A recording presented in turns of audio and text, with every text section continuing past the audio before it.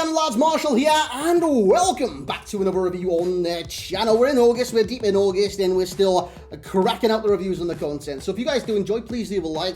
23, it's coming in like a month's time, right? So I can't wait to get started. I've got lots of big plans for 23, including a dedicated, just literally graphics review channel, and I'm going to sort that all out soon. So basically all the graphics that you do see on reviews, it's going to be as much detail as possible, but on a different channel. It's just going to be gameplay with some music backgrounds, and you don't have my annoying voice. Jobs are good, and boys, jobs are good. But obviously, this channel will be staying here, and we'll be doing all sorts of content, so make sure you stick around. Anyways, today we've got Gini Wijnaldum. Unfortunately for Gini Wijnaldum, he had a massive injury. Now, this injury is going to keep him out a long time at Roma. He literally just transferred there as well. I just want to check how long he's going to be out for. I feel sorry for him, man, because he's tried so hard to get his career back on track. I mean, it didn't really work out for him at PSG. And I don't know what he's fractured his tibia, man. Tibia! Oh, that's a long injury, isn't it? I think that's a long injury. I thought it was a long injury. It just said he sustained a fractured tibia in his right leg, leaving the Netherlands international race against time to regain his fitness ahead of the World Cup. At least it's not broken then. I'm guessing a fracture is a little bit easier to recover from. But anyways, he's got high work rates, 5-star, Kiambo, and he's 5'9". You're nah.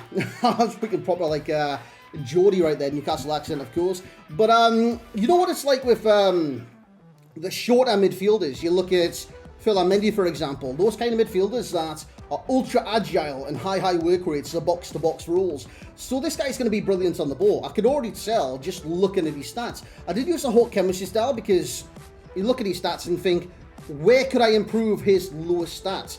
And that is literally Hawk. It clean sweeps the entire improvement area, you know what I'm saying? So acceleration goes to 99, sprint speed goes to 97, the finishing goes up to 95, and the long shots go up, stuff like that. And of course the aggression to 99, strength goes up, and jumping goes up by 1. Who cares about that? Anyways, 94 acceleration, 92 sprint speed.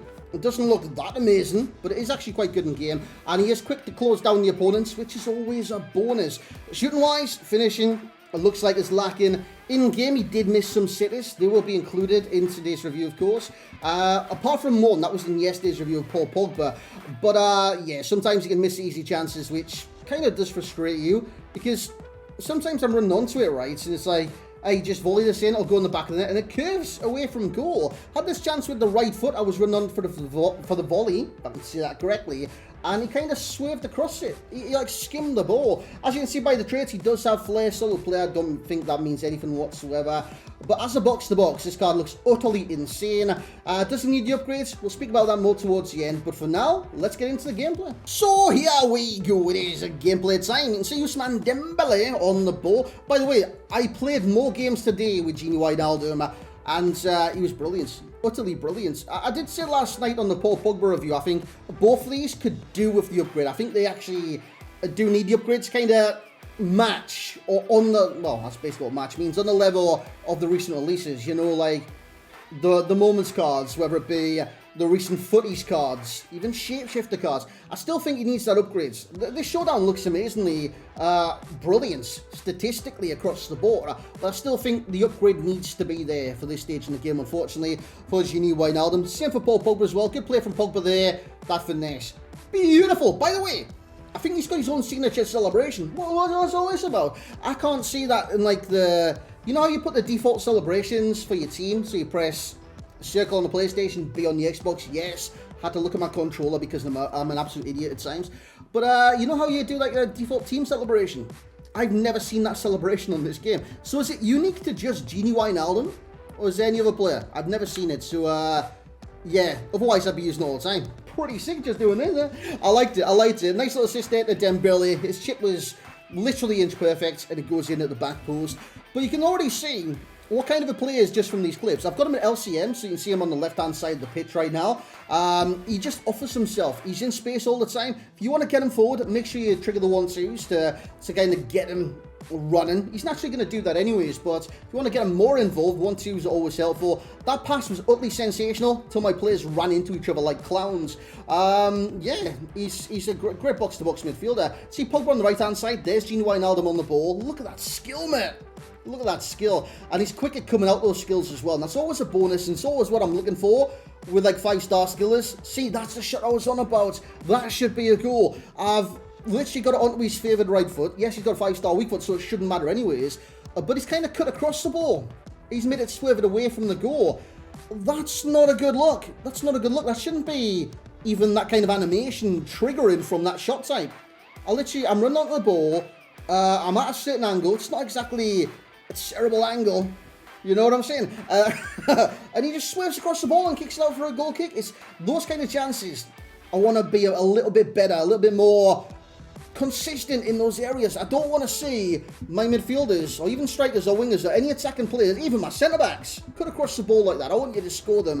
Gini Wijnaldum goes for the elongated 1-2. It's where I wait for him to get up and catch up with the play. That hits the crossbar and speeds up. Always like that animation. It makes my eyes kind of go, whoa!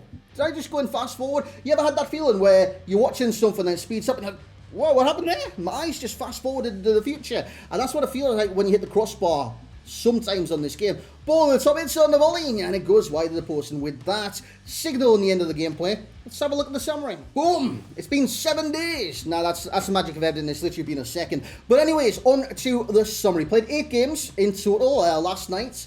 I think I played the 3 alongside Paul Pogba. And today we played another 8 games. Because I'm good at maths. 3 plus 5 is 8. I did say 5 games, right? I didn't say another 8 games. Anyways, 8 games played, 2 goals, 2 assists.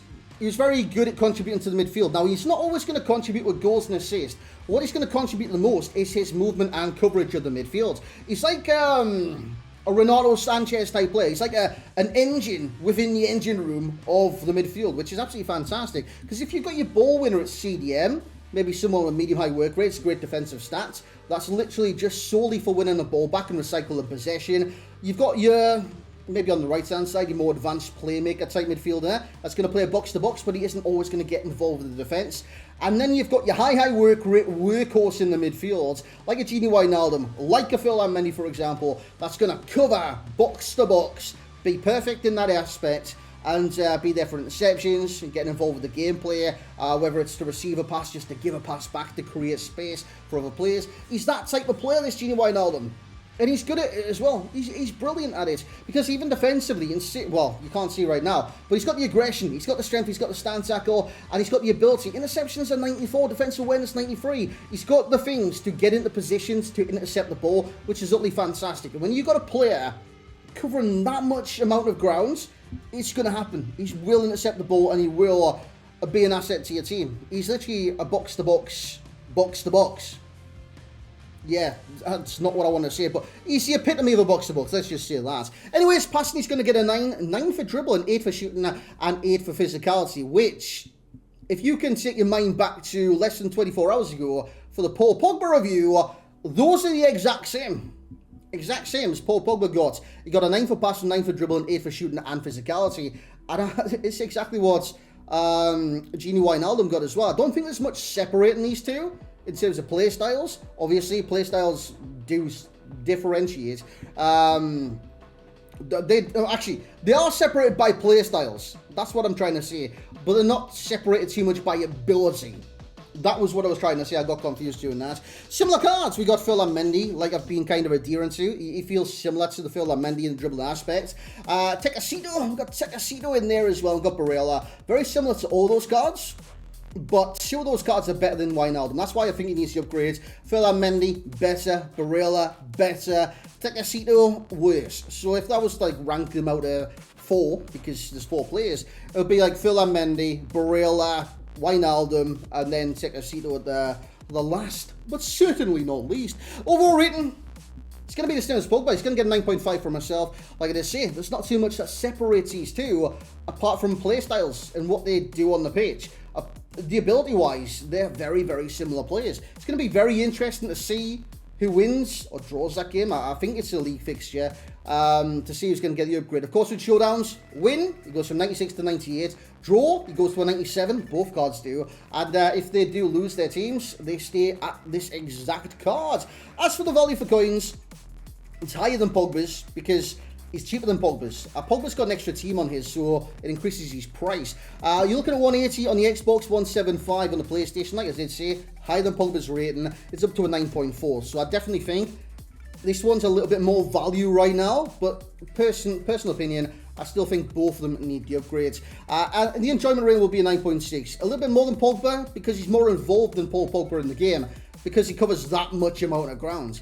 Pogba can slow down and dictate the play in certain areas around the box and around the midfield, but Wijnaldum's literally everywhere. So that is where kind of the enjoyment comes in, because you see more of him. You know what I'm saying? But that's just going to be it for the Genie Wijnaldum review. By the way, every time I hear Genie Wijnaldum now, it always thinks of that Mbappe clip. He goes, Genie Wijnaldum? But I can't copy his accent, so I butcher it every single time. But it's Genie Wijnaldum, Newcastle legend, Liverpool legend as well. But unfortunately, it didn't work out with PSG. I was hoping he could get his career back on track at Roma. Hopefully, he recovers from his injury very, very quickly. And it's not as serious as I first thought. I thought it was like a break of the fibula. But if it's a fracture, maybe it's a little bit better in terms of, well, it definitely would be better in terms of the healing time. So thank you very much for watching. Like, comment, subscribe. Hope you guys did enjoy, and I'll catch you in the next one.